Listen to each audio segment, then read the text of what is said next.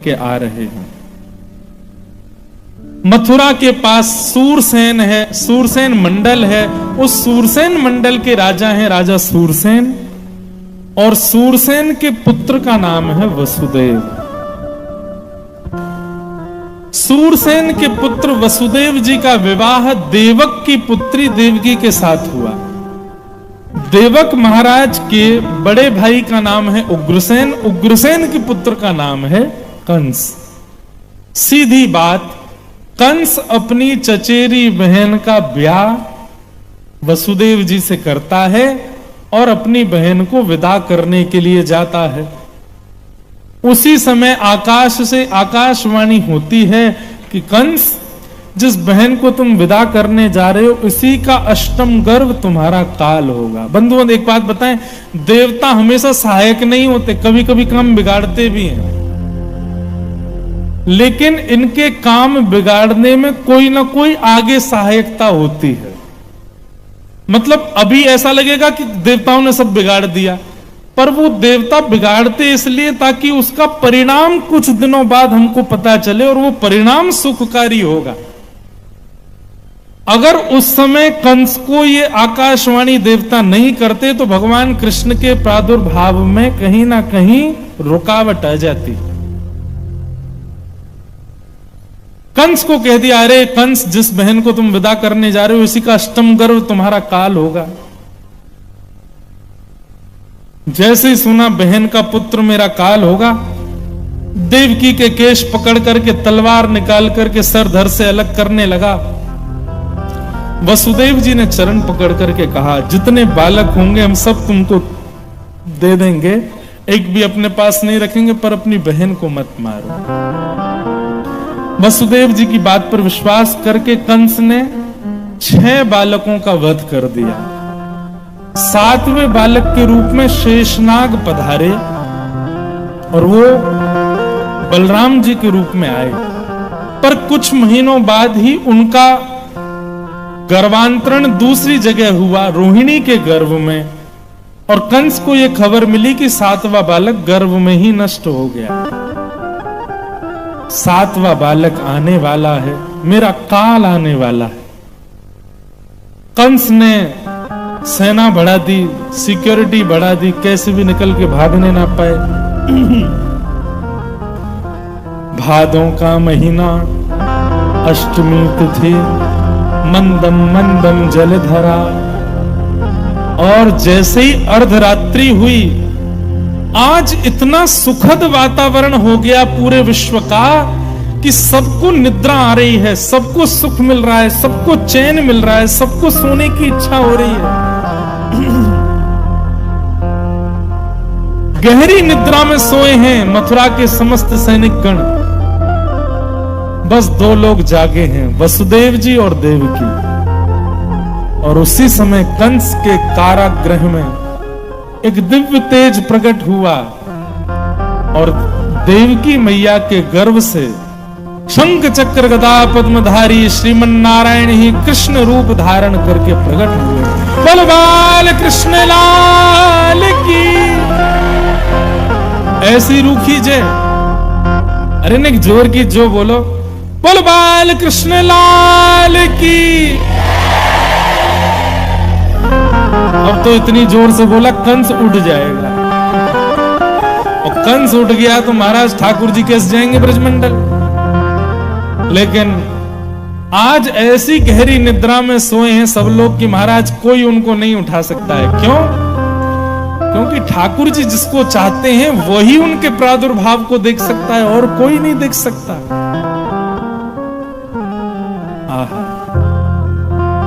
भगवान का रूप कैसा है, सब लोग नेत्र बंद करो। मैं एक श्लोक बोलूंगा, उस श्लोक की व्याख्या करूंगा, उस व्याख्या से अपने चित्त में ही ठाकुर जी का एक चित्र बनाइएगा। तमद्भुतम बालकमंबुजक्षणम चतुर्भुजम शंख गदायुधायुधम श्रीवत्सलक्ष्मं गलसौभकौस्तुभम पीतांबरम सांद्रपयोदसौभगम। छवि बनाइए अपने चित्त में, कैसे हैं ठाकुर जी? बोले तमद्भुतम बालकम, ठाकुर जी हैं तो छोटे से बालक ही, जैसा जन्म लेते ही बालक की कदकाठी होती है इतने ही बड़े ठाकुर जी हैं। पर इतने बड़े ठाकुर जी का रूप कैसा है? बोले चतुर्भुजम, ठाकुर जी की 4 भुजाएं हैं, और 4 भुजाएं भी ऐसी नहीं है, उन चारों भुजाओं में शंख चक्र गदा पद्म, चारों भुजाओं में आयुध हैं। और ठाकुर जी कोई सामान्य बालक की तरह निर्वस्त्र नहीं है, ठाकुर जी ने पीतांबरी पहनी है, ठाकुर जी ने पीले वस्त्र पहने हैं, चंदन की सुगंधी आ रही है, सिर पर मुकुट धारण कर रखा है, गले में कौस्तुभ मणि पहन रखी है। ठाकुर जी के मुख की, हाथ की, सर्वांगीण अंग की आकृति ऐसी है जैसे कोई कमल की होती हो। इतने प्यारे बाल कृष्ण प्रभु को हम प्रणाम करते हैं। दर्शन हुए कैसे ठाकुर जी? कमल जैसे नेत्र हैं, कमल जैसा मुख है, कमल जैसे हाथ हैं, कमल जैसा ठाकुर जी का उदर है, कमल जैसे चरण हैं। उसमें भी ठाकुर जी ने पीतांबरी पहनी है, आयुध लेकर के भगवान प्रकट हुए। बोलो बाल कृष्ण लाल की। चतुर्भुज रूप धारण करके, संपूर्ण श्रृंगार करके ठाकुर जी प्रकट हुए।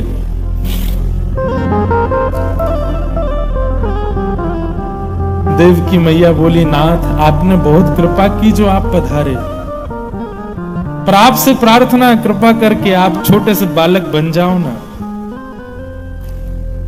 भगवान कहने लगे, बोलो मैया जन्म लेते ही मामा मारने आ जाता, इसलिए हम तो सारे आयुध लेके आए हैं साथ में।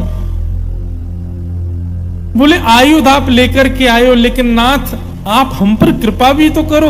4 हाथ और 4 आयुध वाले बालक को गोद में लेने में बड़ा अटपटा लगता है। छोटा बालक हो, 2 हाथ हो, बिना वस्त्रों के हो, ऐसा बालक जन्म लेता, उसी को मां गोद में लेती है।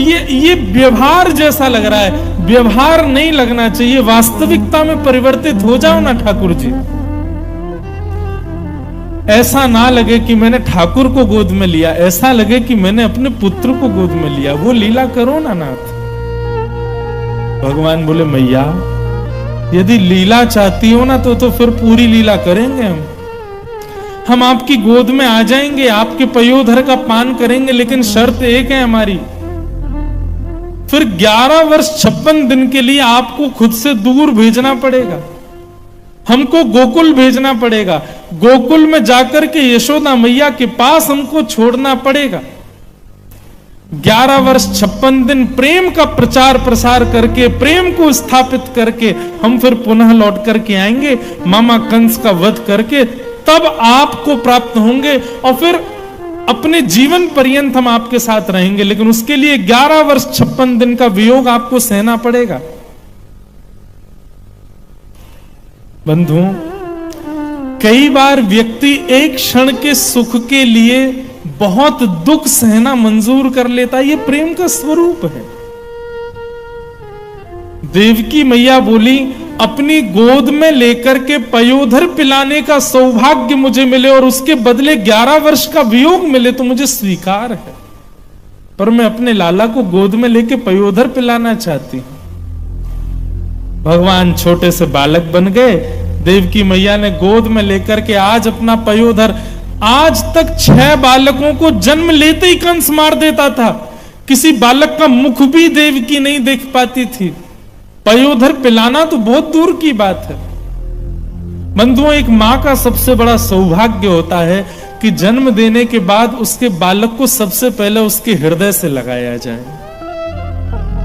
ऐसा मुझे प्रत्यक्ष तो नहीं पता, पर सूक्ष्मता से ऐसा पता है कि जब बालक का जन्म होता है उस समय उसकी ग्रहण शक्ति इतनी तीव्र होती है कि जब उसकी मां के हृदय से उसको छुपाया जाता है तो वो अपनी मां की सुगंधी को लेता है, और फिर जब तक वो बालक 1-2 वर्ष का नहीं हो जाता तब तक उसको सबसे ज्यादा चैन तभी मिलता है जब वो अपनी मां के हृदय के पास जाता है।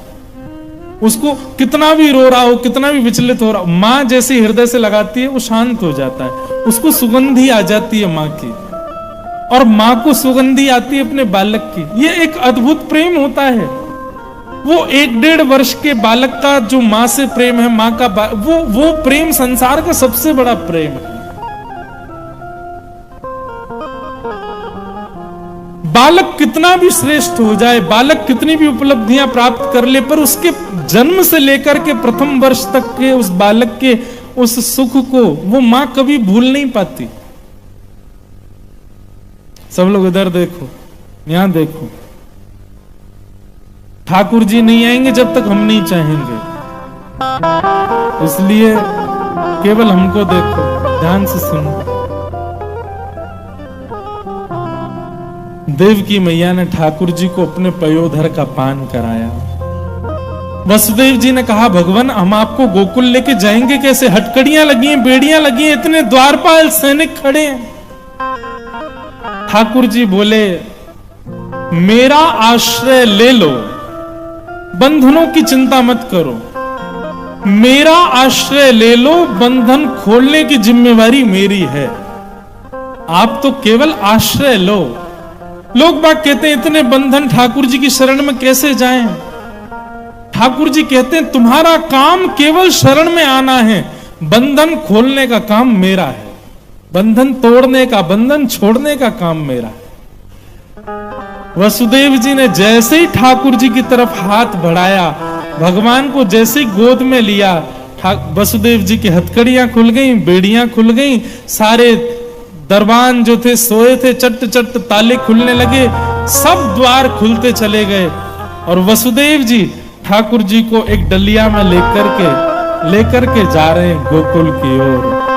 बोलो बाल कृष्ण लाल की जय। वसुदेव जी ठाकुर जी को लेकर के गोकुल पहुंच गए। सब सो रहे हैं, किसी को नहीं पता कब कब में ये एक लीला हो गई।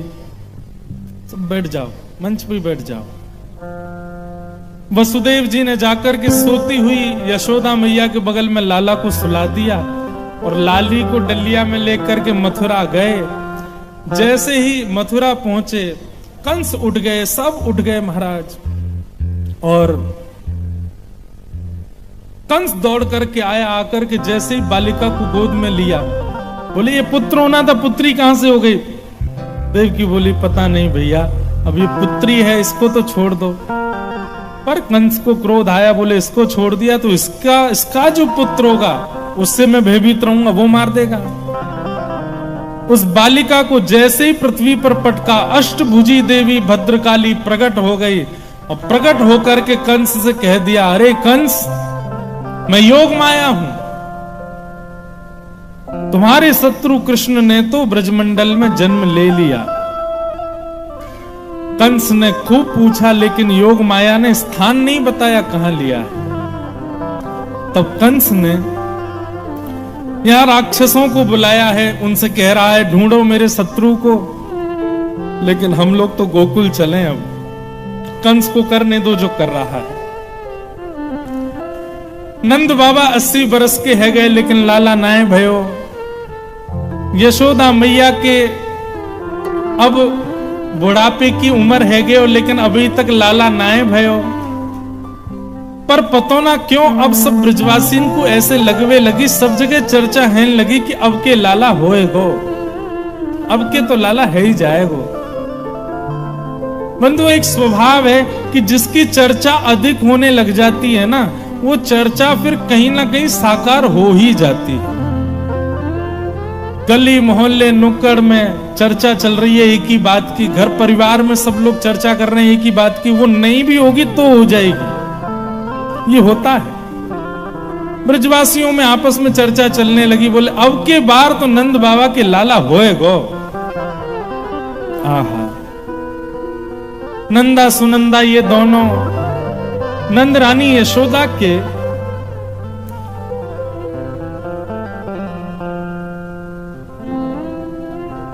कक्ष में जैसे ही गई, यशोदा मैया के बगल में नेक ससो बालक सोयो है, लेकिन चदरिया ओढ़ के सोयो है। 21 बार हरिशरणम को जाप कियो, हरिशरणम हरिशरणम, हे विधाता हमारे नंद बाबा के एक लाला है जाए, फिर भले ही 6 लाली है जाए, कोई दिक्कत ना है, बस एक लाला है जाए। और नंदा सुनंदा ने जाकर के महाराज जैसे ही चदरिया हटाई कि है गया है गया है गया है गया है गया है गया है गया है गया, बोल नंद के लाला की। आहा, नंदा सुनंदा दोनों बड़ी प्रसन्न है गई, दौड़ी दौड़ी गई नंद बाबा के पास और नंद बाबा से जाकर के कहने लगी, बाबा है गया है गया है गया है गया। बाबा बोले कहा भयो? बोले बाबा अब तो है गए हो। बोले भयो का? बोले अब तो है गए हो। बोले अरे भयो कहा, ये तो बता। बोले पहले हमें बताओ कहां मिलेगा। नंद बाबा बोले तू जो कहेगी सो देंगे, तू बता तो सही कहा भयो। नंदा सुनंदा बोली, बोले बाबा आपने इतने ब्रजवासी जमाए, यमुना जी की इतनी प्रदक्षिणा करी, श्री गैया मैया की इतनी सेवा करी और इन सब ब्रजवासी संतन के आशीर्वाद सो आपके घर में नंदरानी यशोदा ने नीलमणि जैसे लाला को जन्म दियो है। अब तो जैसे ही सुनी महाराज। अच्छा एक बात बताएं, ठाकुर जी का जब तक नामकरण संस्कार नहीं हुआ, ठाकुर जी को तब तक पूरा ब्रजमंडल क्या पुकारता था? नीलमणि। सब नीलमणि कहते थे, नीले नीले ठाकुर जी हैं तो नीलमणि कहकर के पुकारते। सबसे पहला नाम है ठाकुर जी का नीलमणि। नंद बाबा खुशी में आनंद में भर गए। पीलो पटका पहनो, पीले वस्त्र पहने, पीली पगड़ी बांधी, पीलो पीलो चंदन लगायो और पूरे ब्रजमंडल को बधाई दे रहे हैं। भैया सबन को बधाई, आप सबन के आशीर्वाद सो, यमुना जी की कृपा सो, गैया मैया की कृपा सो हमारे घर लाला भयो। बंधुओं, जैसे जैसे सबन को पता चले नंद बाबा के लाला भयो, सबको इतनी प्रसन्नता हो रही है मानो उनके घर में लाला हुआ है। सब ब्रजवासी नाच रहे हैं, गा रहे हैं, अपने घर सजा रहे हैं, बंधन बार बांध रहे हैं। ब्रजवासी माखन के लड्डू बना बना करके एक दूसरे में मार रहे हैं, वहां में मिश्री लगा रहे हैं। एक 95 वर्ष की मैया, वहां के एक भी दांत नहीं है, वाने आए करके बाहर देखी, इतना ऊधम मच रहा हो, भैया कहां भयो? हमारे ब्रज में के कहां भयो? क्या हुआ को बोले कहां भयो? जैसे मैया ने आके पूछी, बोले भैया कहां भयो है? एक ब्रजवासी ने माखन मिश्री लगाए करके एक गेंद बना के वह मैया के मोड़े मारी। एक भी दांत नहीं है मैया के, बिना दांत के सटकते महाराज पूरी गेंद भीतर चली गई मक्खन की। मैया ने अपनी जीभ पे होठ चाटे, के बाद बोली कहां भयो? बोले मैया तेरो मुंह चीकना है, मीठा है, मक्खन चलोगो मुंह, तब ना पता चली कहां भयो? अरे कहां भयो कहां भयो कहा कर रही है? नंद बाबा के लाला भयो है, नंद बाबा के लाला भयो है। 95 वर्ष की मैया, चला भी नहीं जाता, नाचन लगी और नाचते नाचते बोली, अरे विधाता ऐसे लाला तो नंद बाबा के रोजे ही होयो करे भैया, ऐसी कृपा कर दो। पूरे ब्रजमंडल में आनंद, सब नाच रहे हैं, सब गा रहे हैं, सब उत्सव मना रहे हैं, कोई पीछे नहीं हट रहा है। आप सब लोग भी अपना चश्मा संभाल के नाचो।